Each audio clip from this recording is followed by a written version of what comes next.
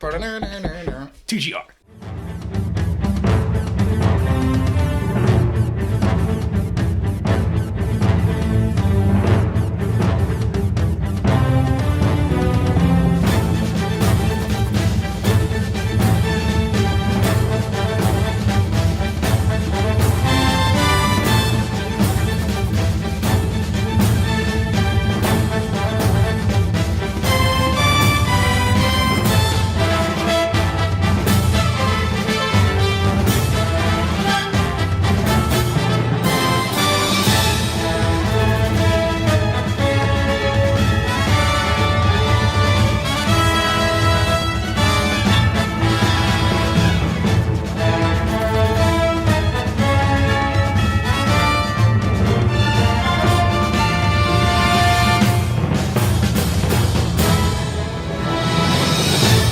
Welcome to tonight's quarterly report, where we discuss quarterly games that are being released.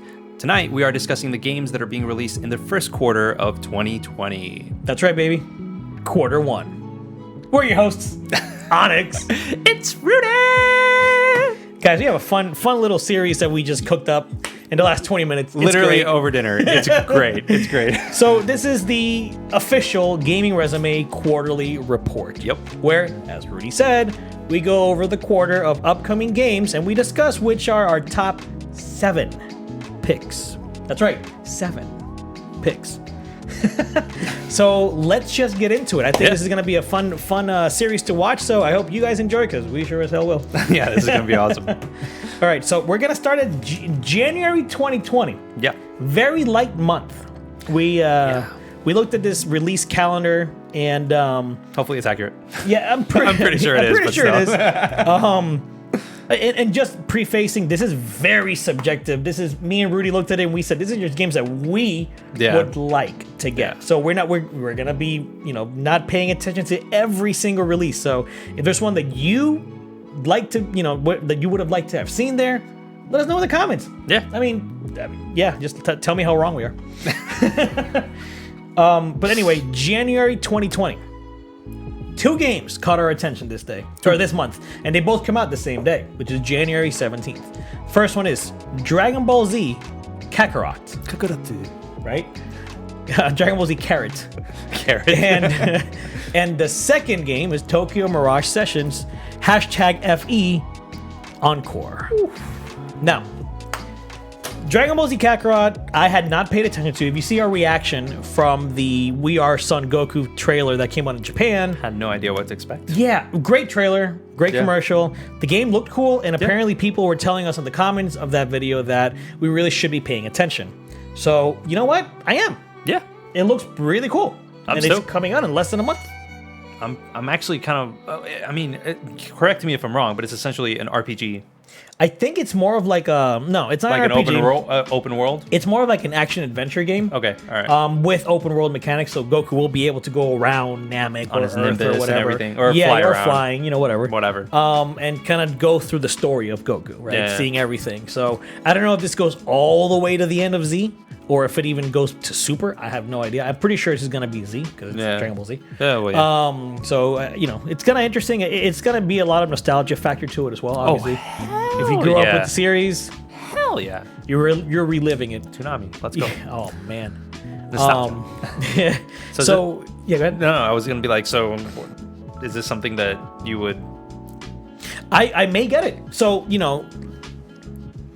I don't know. There's a lot going for it. There's a lot going against it. My biggest thing when it comes to these like licensed games, are the combat systems. And I think from what I've seen from Dragon Ball Z Kakarot and what I've seen from other people talk about is that the combat itself might be the least interesting thing about it. It seems to be like your typical anime fighter in a way, where it's like, the Naruto blood. What were they called? The Storm games. Yeah. Storm. Or I wanted to say Stormborn.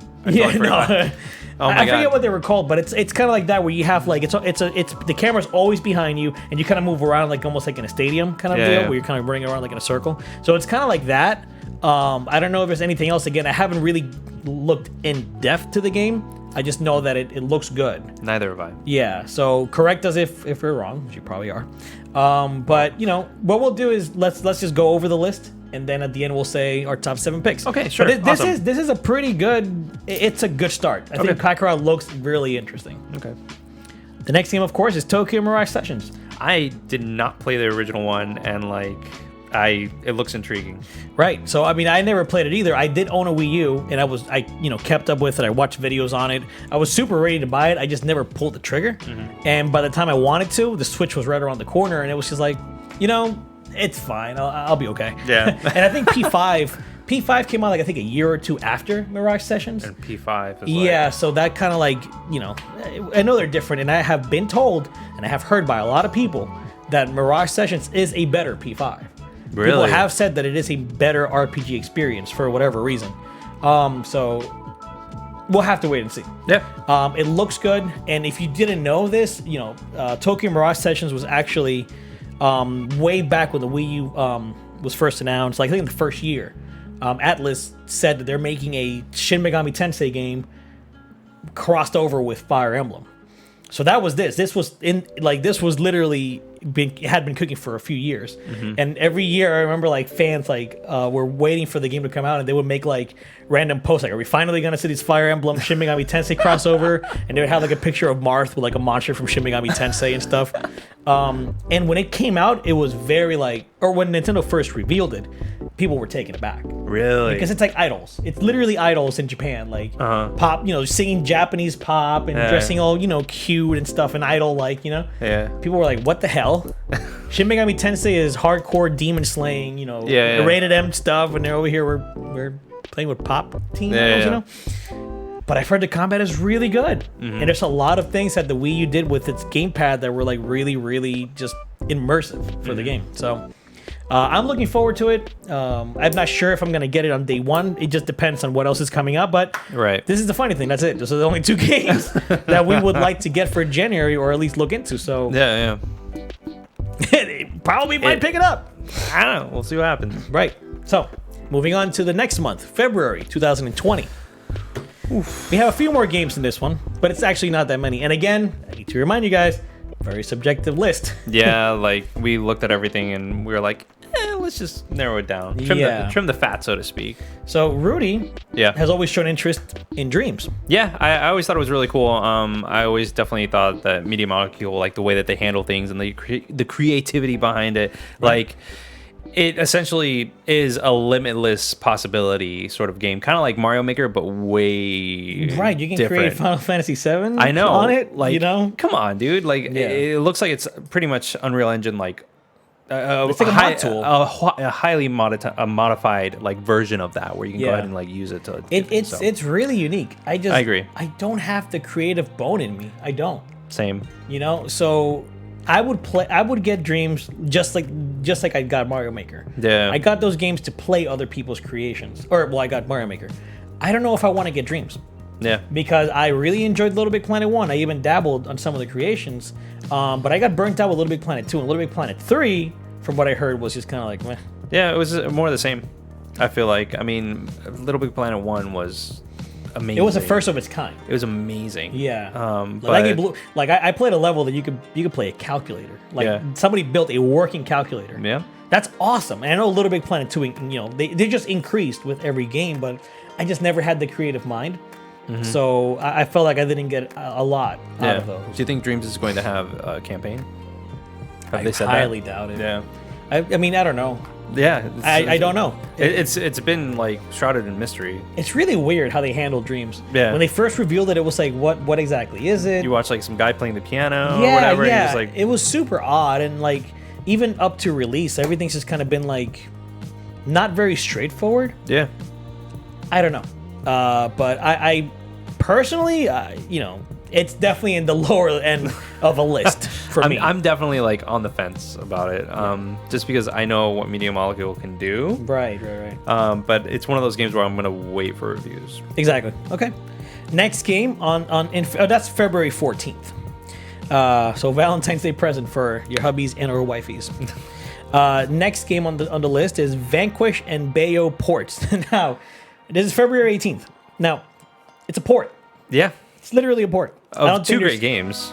Two fantastic games. I loved Vanquish. Vanquish is awesome. Love Bayonetta. A lot of people slept on Vanquish, honestly, when it first came out, and it's a good game. It is. No, it is. And that was Shinji Mikami, right? That was the creator of Resident Evil and kind of like his vision of what a third-person shooter should be. Yep. Because that game originally came out when third-person shooters were all the rage back in the later half of last gen. Yeah, the PS3 era. Yeah. Xbox. Yeah. So he kind of came on and was like, "Yo, let me show you what I can do with a third-person shooter." We got Vanquish, developed by Platinum Games, and then Bayonetta.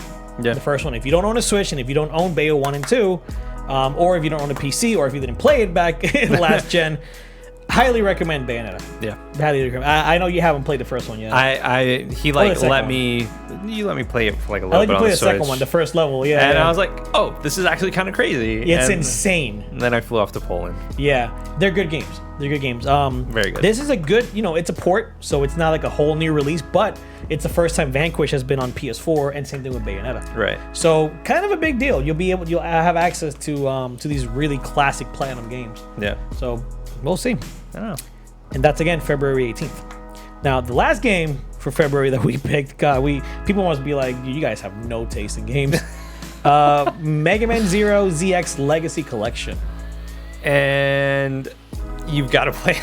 I actually might pick that up because I had the other day I was like cleaning through my stuff and I just finished like spending the entire day cleaning the house and like I saw the cartridge for Mega Man ZX on Game Boy Advance and I was like, those are good games, like Ollie would like enjoy this when he's like old enough to actually because they're pretty tough. They are challenging by all means, but like. It's just if you like Mega Man and Zero and especially Zero, like I love Zero is just so freaking cool. The first time I played as him in Mega Man X4, that's the one that I played it. Like I think you can play as him in X3 for a little bit, but X4 was the one that I like. It really introduced me to the character.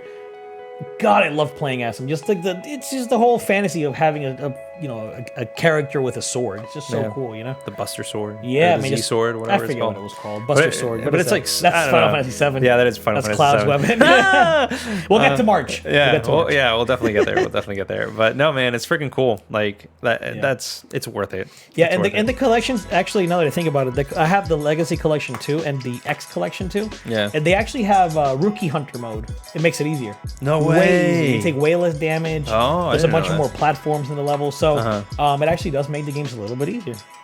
So Ollie might actually, he won't like excel at it, but he might get through it. They do make them a little bit easier. You're kind of convincing me to get it. So yeah, if you never played Mega Man Zero or the ZX games, pretty recommended too. But definitely, will it make our cut? Watch till the end. All right, but that's it for February. If you guys have any other games that you're like, how the hell did you miss this in February, guys? Let us know, because honestly, we looked at the list and we were just like, none of these other games really tickle our fancies. No. I feel like this is also like a lull before the next gen. Yeah, I feel like, I mean, we saw TGA, everything that was there, and like, I feel like overall, like everybody's holding their cards close at this point. Yeah, so we'll see. But then we have March. The big kahuna. What the hell, March? So March 2020, first game of the month. Well, maybe not the first, but the first big game of the month. So March 3rd, freaking Final Fantasy VII Remake. The game that we've been waiting for since 2015 is coming out almost 5 years later. Well, I mean, people have been wanting it since the PS3 tech demo. Oh my God, you remember that? People have been wanting it since then. 2006, I think it was. People freaked out with the intro scene. Yeah. With the train and everything. People were like, fantastic. I still think that intro scene looks pretty awesome, which I think people compared it to the remake's like intro scene too. Oh yeah? Yeah. Which, by the way, a demo's coming out of Final Fantasy VII Remake, or at least is heavily rumored. Well, I mean, the listing came. Yeah, the listing popped up, so makes sense. It would make sense. Yeah. It would make sense. So we'll see. But 7 Remake, I mean, what is there more to say? It's a legendary game, a game that did a lot, and like before we started recording this. Actually, the reason why this conversation even came up in the first place was because I was telling him about this video that Super Eye Patch Wolf, another really, really talented YouTuber, we'll put the link in the description because I freaking love the guy. He does really good work. But he just released a 50-minute video on Final Fantasy VII and just how impactful that game was for gaming in general. Because two major things. Before that game came out, RPGs were not really taking off. I mean, if you look at Final Fantasy VII over on the West, we got the first game. They skipped 3 whole games. They gave us Final Fantasy 3, which was 6. I'm sorry, they skipped 5 games, and then we got 7. Yep. Right? We did get re-releases of 2, 3, and 4, and 5. But yeah, Final Fantasy 3. I'm sorry, Final Fantasy 2 was Final Fantasy 4. And then Final Fantasy 3 was Final Fantasy 6. I'm pretty sure that's how it was. I mean, I'll be honest with you, that was one of those things where like the whole crossing of things just confused everybody as a consumer. Well, the problem was that since they skipped 2 and 3, like those NES games never made it to the States. So in the States, in the West, they were like, well, we have to release a second Final Fantasy game on the West, but it's actually the 4th one. So let's just call it Final Fantasy 2. And they skipped 5 for some reason, and they did 6 at Final Fantasy 3. It was really weird. But then Final Fantasy VII came out and people were like, wait, what the hell? This is the 7th game? What happened to the first 6? Yeah. You know? But the game really elevated the RPG genre. Right. It never really took off in the West. It was relatively popular, but nowhere near how big it made it after. How 7 was just a really impactful game. I think it sold, 11 or 13 million copies since release? I have no idea because, 7 for me, I don't know if you saw, our previous stuff, but, I played 8, 9, and 10, and then I went back to 7, and then after playing 10 and going back to 7, I couldn't. Yeah. I tried. And it's a shame, because 7, I think, holds up really well today. It's got a really good traditional combat system, but the materia system is just, it's really good. I might give it a go. I don't know. Yeah, and then just to paraphrase a little part of iPatch Wolf's video, he talks about the impact of Sephiroth, and that's a character that really has very little screen time in the game. And without spoiling too much, the way that they kind of go about showing his power, how powerful he is, throughout the first part of the games, they're always talking about Sephiroth, the legendary fighter, the legendary soldier, and you don't really see him or whatever. You just kind of hear. There's even a part where in the game, when you first leave Midgar and you have to escape from the snake. You have to cross a swamp. Yeah. And there's a snake that follows you, and if he catches up to you, he'll pretty much one-shot you. It's really hard to beat him. So you have to get a chocobo to be able to go away from him. Once you finally get through that whole ordeal, you go to the next area, and you see one of those snakes impaled on a spike. And they're like, oh, Sephiroth did this. Shows you, oh my god, Sephiroth is actually crazy, insanely powerful. And then later on, there's a flashback with Cloud and Sephiroth, and you guys are helping each other, and he fights like a dragon. Cloud hits him for 14, 15 damage. Then Sephiroth has an attack and does 3,000 damage. So it literally shows you the gap of power between your characters and this legendary badass that turned villain. Yeah. So that kind of world building and character development just it elevated the genre. It really, really did. Yeah. So with the remake, will they be able to do that? I don't know. I really, really hope they do. A lot of the stuff we've seen, that shows you Sephiroth having conversations with Cloud, the whole weird ghost things that surround them. I don't know what that's gonna be like. Sephiroth was not part of Midgar, and that helped the story be elevated because of what I just told you. Those examples of building up that character. Yeah. So there's a lot that Square should not forget, and I hope they don't. Yeah. Because 7 really is pretty huge, and I can't wait for you to play it. I'm gonna play it. I'm gonna get it. Hopefully, it stays true to its actual origins and stuff like that. It looks so different, but we'll see. I'm looking forward to it. Well, he said something earlier when we were talking off screen that it was something along the lines that Final Fantasy VII was good because of the limitations that it had, and it being able to take advantage of those limitations and supersede them. Right. Whereas this time around with the remake, there is no limitations whatsoever. Square Enix is pumping as much money as it can into it in order to make it as amazing as possible. Right. How much of that original Final Fantasy is actually going to be, or the original Final Fantasy VII is actually going to be in this remake? Yeah. So that's kind of where all this stems from, because we're talking about it and everything like that, and it's will it still have the same soul? And to me, who's a complete newbie, I don't know. I might enjoy it. And I even told him, it's I think, depending on how the game pans out, you might want to just play the original anyway. Yeah. Simply because you do want to experience that original soul of the game. A lot of games, especially older retro games, they were born from limitations. It was how are artists able to convey emotion with such simple polygons? Even in 7, you know, you have a horrible scene in front of you, and you have characters like just barely doing motions like this. And it's like, okay, well, that's nothing. You don't really get anything from it. But when you look at the context, oh my God, that person is actually holding their head, suffering at what's happening. Yeah. So they're trying to convey really deep emotions, and that elevates that piece of art. You know, this is definitely off topic, but I'm really big on like capturing the essence of the originals in some form of way. Yeah. Like that, even though people love the remakes of new games because they kind of supersede everything from before, we can't forget the originals. That is a piece of art, and that's a piece of gaming history. And I think people just forget that we should hold those in a special place. Yeah, you know, I agree. And I have a rebuttal to that, but I think with it we should continue. Yeah. Because I like that's a dark, deep hole that we can go into 100%. So for sure. But anyway, that's March 3rd. Final Fantasy VII Remake. Moving on. March 11th, Ori and the Will of the Wisps. Day 1, baby. Day 0. Man, you can look at our very first, one of our first reactions on the channel. Yeah. Was the reveal for that game. And man, oh man. I had no idea what it was. Yeah. Like, he was like, oh my God. Yeah, I was a little baby. And I was like, I mean, this looks pretty. Yeah. I had no idea what it was. And then I played it. And I was like, I get it. Yeah. Ori is just, it. it's another game where it's like, this is art. Yeah. Hi, Holly. Yeah, that's my son if the mic's pick it up. Yeah. Ori and the Blind Forest is a great example of games art. It's not perfect. No, it has some really hard walls of gameplay that you have to get over. But if you are able to go over the reward is so good. So good. Exploration, the movement system in that game is like so good. And Will of the Wisp looks like it's going to expand that even more. And I'm okay with that.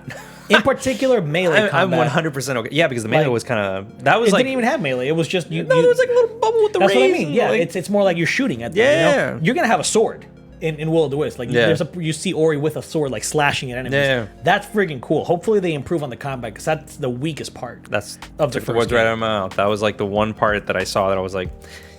everything else was fine. Yeah. Everything else was everything else was really great. That was just the one thing that was like, so. Yeah.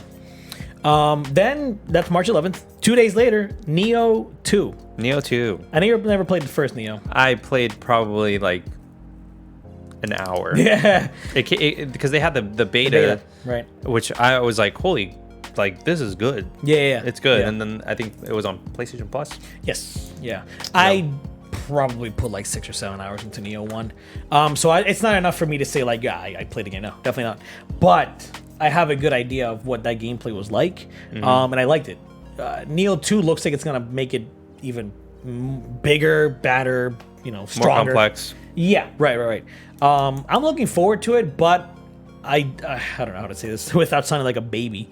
I want it to be more accessible. Star Wars Jedi Fallen Order showed me that you can have really good accessibility options. You have difficulty options. Since I played Sekiro, and that game is just hard as hell. I love it. Right? It's great. But it kicked my ass. So when I started playing Star Wars... Yeah, no, that's fine. But I started playing Star Wars and I thought, okay, let me put this at normal. I put it to hard mode. Yeah. And it kicked my ass just like Sekiro. And I was like, do I want that experience right now? I have the option to turn this down. I put it to normal. It was still challenging, but nowhere near as challenging as Sekiro. Or, of course, the hard mode that I had. You Padawan. Yeah, I'm a Padawan. Call me maybe. But I enjoyed the game that much more because now I chose how much challenge I wanted. Yeah. And I know people are going to disagree. I still think Sekiro did the right choice in keeping the regular difficulty because that game is more complex than Star Wars is. I agree. I've only played Neo 2, 4 hours of Star Wars. Yeah, well... Damn, I forgot to bring it. Anyway, for Neo 2, I would like to see something akin to what Star Wars did. Just the difficulty option would be fantastic. Yeah. We probably won't get it, and that's fine, because if the game is as refined as Sekiro was, then, it's just, there'll be different ways to make it easier for you. Yeah. But it's pretty exciting. Neo 2 looks really good. Yeah. I don't really know what we're going to be getting into, because, like I said, I only played like an hour, so. Right. I don't know. We'll see. So, a week after that, on March 20th, Doom Eternal. That's going to be really good. And it sucks because there's something else that comes out that day. That same day. But Doom Eternal, You haven't played Doom 2016, right? No. The reboot? No. It's good. Sean actually let me borrow that, and I was very surprised by how good the shooting, how good the melee, how good just the setting, everything. That game is actually really good. If you look at it from just an objective, like this is a shooter and what the shooter does and whatever, right? It's close to perfect in terms of what a shooter does. So, yeah, that's legit. I'm really looking forward to Eternal. But there's a game that comes out the very same day, Rudy. Animal Crossing New Horizons, baby. I am so stoked for that game. You have no idea. He is. If I have to choose between two, we'll talk about it later. Sure. But, dude, Animal Crossing is like such an amazing game. And like the fact that they have multiplayer components now, like couch co-op. Yeah. That is so freaking cool. Dude, I've never played Animal Crossing. You can come over. Confession, man. Never played it. You can come over. You can play with me. I can let you borrow Animal Crossing 1. It's right there. That's right. We can just hang out, and chill on the island. I've always wanted to try it. I just know what kind of game it is. It's one of those like just chill kind of games. Yeah, it's totally chill. I've never played a game like that. It's such an alien idea. You never like just want to get home and just like chill and just like what I do when I want to do that? Grab some weeds. You know what I do when I want to just chill at home? I play Sekiro? No, Sekiro. Get out of here. Yeah, I only say that because he broke a remote in a nerd rage, but oh man, he raged hard. I literally uninstalled Sekiro at the final friggin' boss. But anyway. Anywho, that's fine. It's fine, dude. But yeah, so AC New Horizons looks. Jesus, what's wrong with me today? It looks good. I'm pretty sure I'm gonna get it. Yeah, because I'm gonna get it. I know you're gonna get it. Sean's gonna get it. Marta, I know she's gonna get it. You know, you guys should. Well, yeah. I have to get a separate Switch for that. I've been contemplating getting a Switch Lite. There you go. Just because. There you go. Just because. Yeah. It is what it is. Yeah. So I don't know. And that's March 20th. 2 really good-looking games. Really good-looking games. 11 days after, we have the last 2 games on our list and the last 2 games of our quarterly report for quarter 1 of 2020. P5 Royal and Half-Life Alyx. Hey, interesting conundrum with these 2 games. P5 Royal looks good. It looks amazing. A lot of more content to an already beefy game. 100+ hours. But that's the thing. It's 100+ hours, and now it's even more. And we played the game already. Like, I played P5, and I didn't finish it, but I got really damn far. I'm pretty sure I'm at the last dungeon. I don't have any desire to go back to it. Yeah. And I sure as hell don't want to play through the whole game again. Yep. So that's P5 Royal for you. So that's, hey, a little bit of a spoiler. Probably not going to be on our list. Yeah. And then we have the other one, Half-Life Alyx. What's the conundrum there, Rudy? VR. We have to get a VR headset, and like we have the computer. Yeah, we have the equipment. It's there. Minus the VR headset. Cheapest VR headset is what? $240, $260, something like that. And that's for just a cheap VR set. That's probably not even a decent one. Yeah, and like the thing is that you also have to get like sensors, like.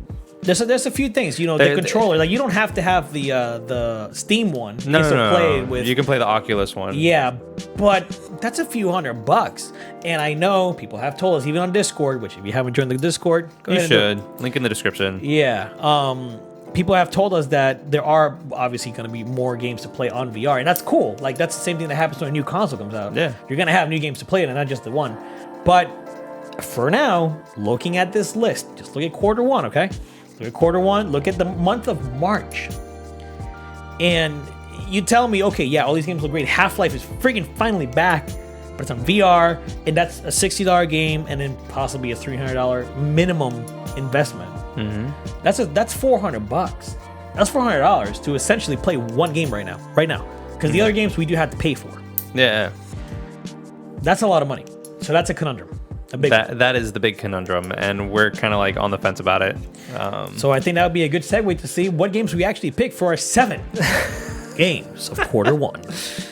All right, well, how do you want to do this? Because I'm like, let's just go month by month, man. There's so many. Like, let's knock out the hard ones first. Let's start from end to beginnings. Okay. Ooh, that's how we do things here. Oh yeah. March. 7 Remake is a must. 7 Remake is a must. Ori and the Will of the Wisps is a must. Neo 2, Nah, question mark. That's for you. Doom Eternal is a must for me. Animal Crossing is a must for me. P5 and Half-Life, not really. Nah. So now we have 3 games left. Dreams, must or not must? No, not really. Vanquish and Bayonetta. I have question Vanquish because Mega Man Zero ZX Legacy Collection. I might actually get that. That's a bigger must. I might actually get that. DBZ Kakarot. Yes. Like the more that I think about it, the more I'm hyped for it. Yeah, and Tokyo Mirage Sessions. And that's the thing. Like I don't know what I'm walking into with that. And everybody that has played it has told me that we should. I'm gonna say yes. So yeah, let's do it. And that's our 7. Boom, my peeps. Here we go. DBZ Kakarot, Tokyo Mirage Sessions, FE Encore, Mega Man Zero ZX Legacy Collection, Final Fantasy VII Remake, Ori and the Will of the Wisps, Doom Eternal, and AC New Horizons.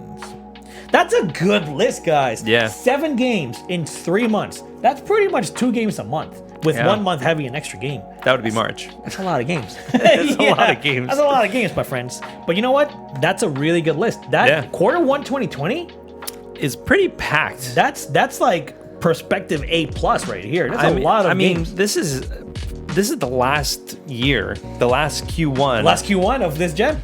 Of this gen. You're absolutely right. We may get some cross-gen games next year, but possibly we're still gonna be in next gen. Yeah. Damn, that's crazy. Right. I didn't even think about that. Yeah, that's why like all this stuff. I'm like, oh my god, like. Hey, for the first quarter of a year, that's a great way to end. Yeah. And Q2 is even crazier, but we'll leave that for another video. Yes. Oh man. Well, any final thoughts, Rudy?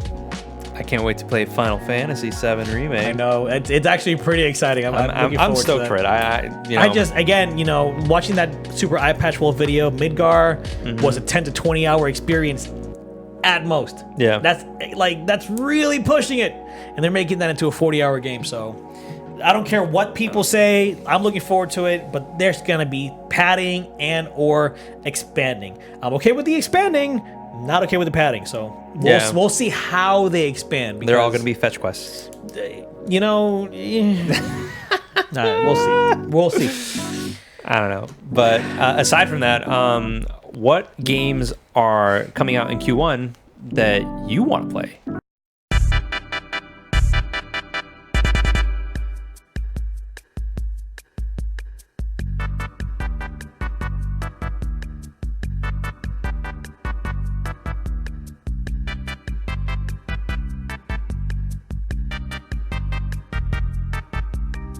Is there something that we missed? Is there something that you're just like, Rudy, Onyx, you're idiots? Yeah. What's the matter with you? I already know we're idiots. We have shit taste. But horrible taste. Let us know anyway how bad it is, because I